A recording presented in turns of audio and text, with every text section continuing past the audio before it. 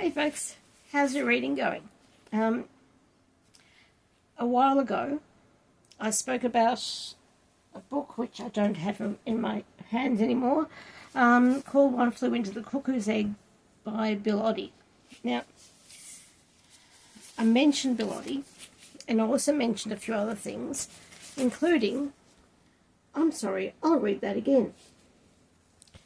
And this is when I ask myself, have I turned my microphone on? Or do I have to redo the whole thing? Yes, it is on. I do not have to do, I'm sorry, I'll read that again. Okay, so, excuse my voice today. So, I'm sorry, I'll read that again, is a BBC radio program from, I'm not sure, the 1960s, 1970s. I should know that, but I don't. Probably the 60s. It actually predates the Goodies, and it predates Monty Python. And it has in it, on this particular record, because this is a compilation of some of their bits and pieces, and it includes John Cleese, which you might have heard of John Cleese. He spells it Clease. I thought it was a double E. Oh well, shows what I know. David Hatch, Tim Brooke Taylor, Joe Kendall, Graham Garden, and Bill Oddie. And it is hysterical. It pokes a bit of fun at Robin Hood, an auction. I don't have this digitized, so I cannot play it to you. Go and look. Go Google, find it. I'm sure it's there. It's got Bill Oddie. He does most of the songs. It says, and he sings the songs. There's the Doctor, there's Belimphed, which is hysterical. Actually, it's all hysterical. So I thought I would actually talk about, a little bit about records. Yes, I've got this. And I've also got this that I mentioned also in that video. I'm sorry, I haven't a clue. And it's another BBC radio program which continued up until fairly recently. I don't know if it's still going. It's possible. It's odd.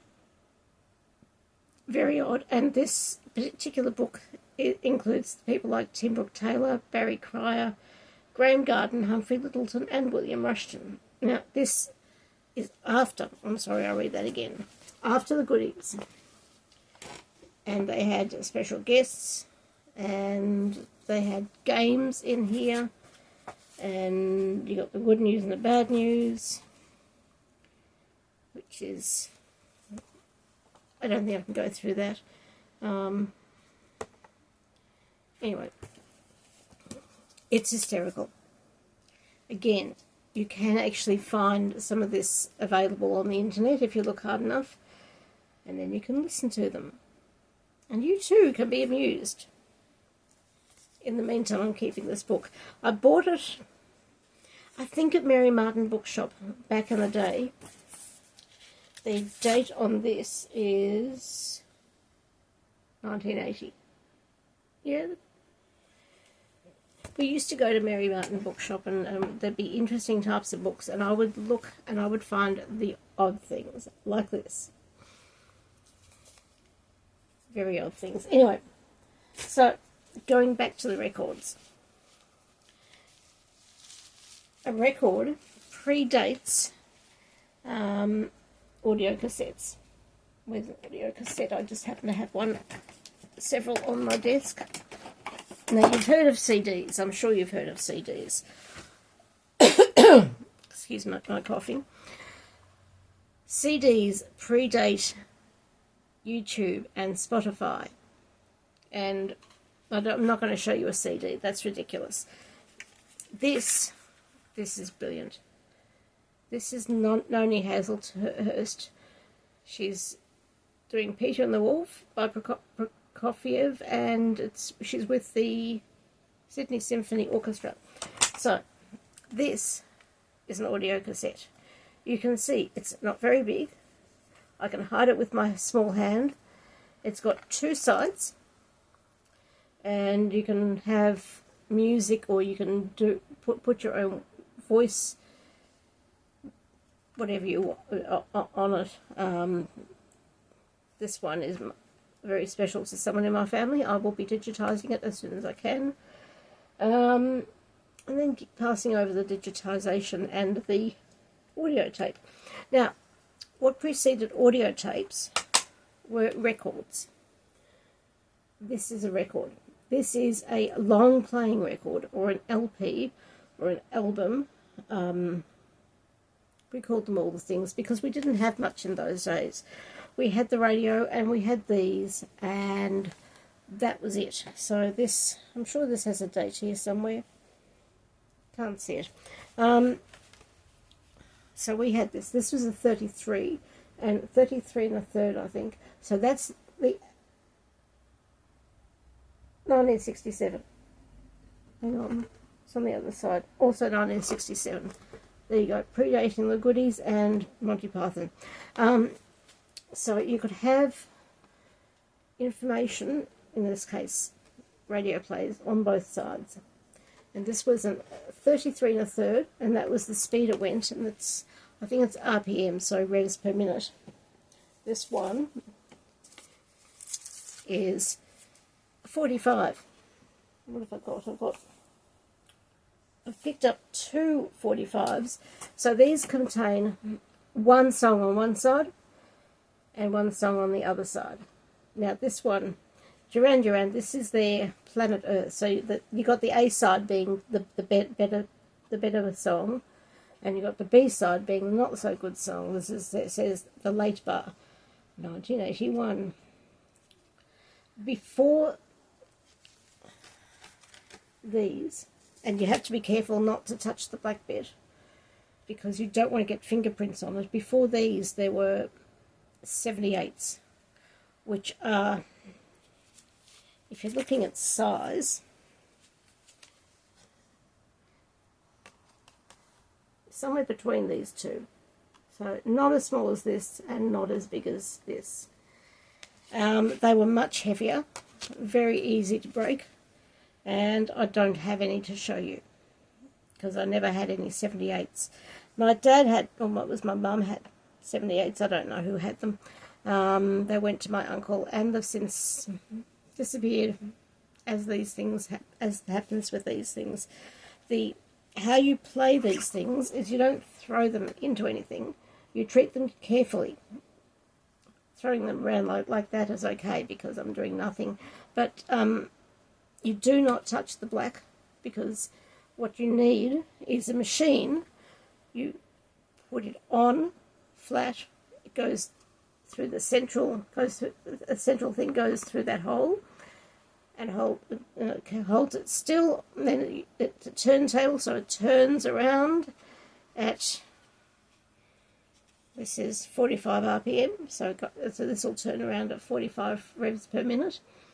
And you put the needle, you put the arm down with the needle on top, on the outer edge, and then it goes through to, got a hair on it. It goes through on these grooves. I'll just bring that a bit closer, and then oh, excellent. That's fantastic footage. I'm sure you can't see that.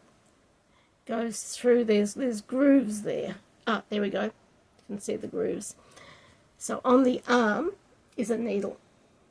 And it's the needle that plays, and then you have speakers. You know what speakers are like. And they make the whole noise louder. So you can hear this without having the speakers on. Oh, more hairs. And there's static. They pick up static. So that is a record. That is a little record, and 45, and that is a normal record, a 33. Yep, 33 and a third. Don't know why I had to check that. Sometimes when you bought a 45 with one song on the front the A side. Sometimes the B side was better, the song was better than the A side. I don't remember this one at all. Late Bar. No, absolutely no idea. I do remember Planet Earth with some success. I don't remember all the words, but that's just me. This one I don't remember. This was the A side, being Careless Memories. Parts of it are going through my head. And this one is Canada. I don't know. I don't remember these songs too well. I did listen to them many, many times because that's what you do. I mean, how many times do you listen to your music on Spotify? The same song. Anyway, let me see if I can get this. I'm trying to be very careful because I've got another one on my lap that I want to show you. If you can see the gaps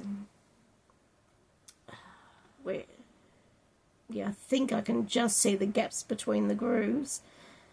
They are when a song finishes and you have a bit of a pause.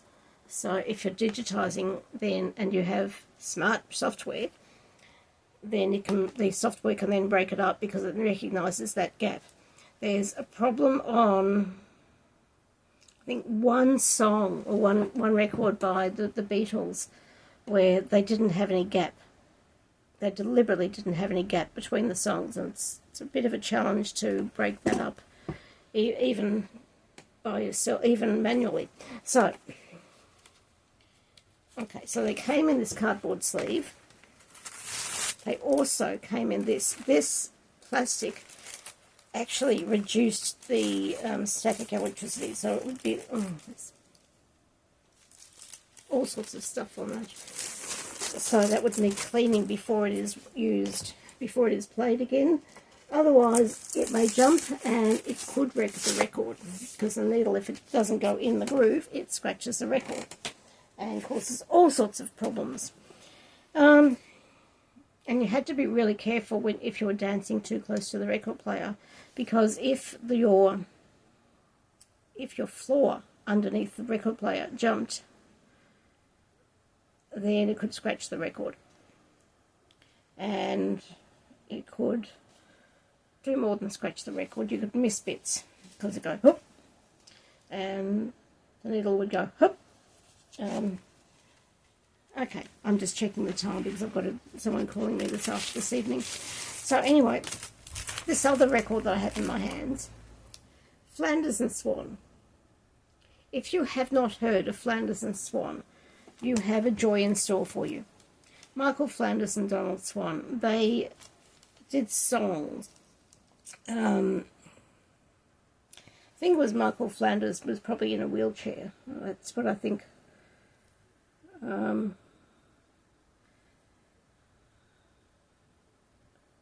Very, very funny. And no, I am not going to sing any of those of their things. If you're lucky, I may possibly link one or two below. So this is called At the Drop of a Hat, and this record is slightly cleaner, but it's still got a lot of dust on it, and that will have to be cleaned off. You need a special cloth, and what you do is you put this on the turntable and you start it turning, so it's going round. At the moment it's balancing on my finger. That's going to be good. So it's going round, and you have this cloth. You take it very carefully and slowly out to the outside. Anyway, and what would happen when it got to the end, it would go into this black part in the middle, and then if the machine was automated, which the first ones were not, then when it got to the very middle, the arm would go up and around, over, and finished. And if you're digitising, well, your digitisation is still recording, despite the fact that the recording has stopped, so you might end up with this nice big blank section at the end. So I really recommend Flanders and Swann, At the Drop of a Hat. And I recommend, I'm sorry I read that again, They Are My Childhood. Actually, when I say this is my childhood, it isn't really, because it was done in the BBC. So the reason I bought it, and this is one of my very early records that I bought, the reason I bought it is because it said Tim Brooke Taylor, Graham Garden and Bill Oddie. And I also knew the name John Cleese. And yes, there's a typo here. It's got John Cleese, C-L-E-A-S-E, and John Cleese, C-L-E-E-S-E. Well, have no idea if that was deliberately or not. Could be deliberate. So, that's the beginning of an insight into my record collection. I won't give you too many. There's one other person I would like to introduce you to, and that is Tom Lehrer, and I didn't bring any records or CDs out with me, but you can find him on YouTube, and I think you can actually download his songs free of charge, because he's made them free of charge, because Tom Lehrer is pretty amazing. So I don't know much about the background of Michael Flanders and Donald Swann, but many of these people I'm sorry I read that again, actually have degrees at uni. So Graham Garden is actually a qualified doctor. I don't think he's working as a doctor anymore, considering he would be rather old. But they all had various types of degrees, and you could see it comes through in their stuff. Okay. That's all I wanted to tell you today. And I've got my Goodies t-shirt on. My old one, which is looking a bit worn and eaten by moths. But I didn't say that bit out loud. So, subscribe down below or not as you choose, and I'll see you on the flip side. Bye.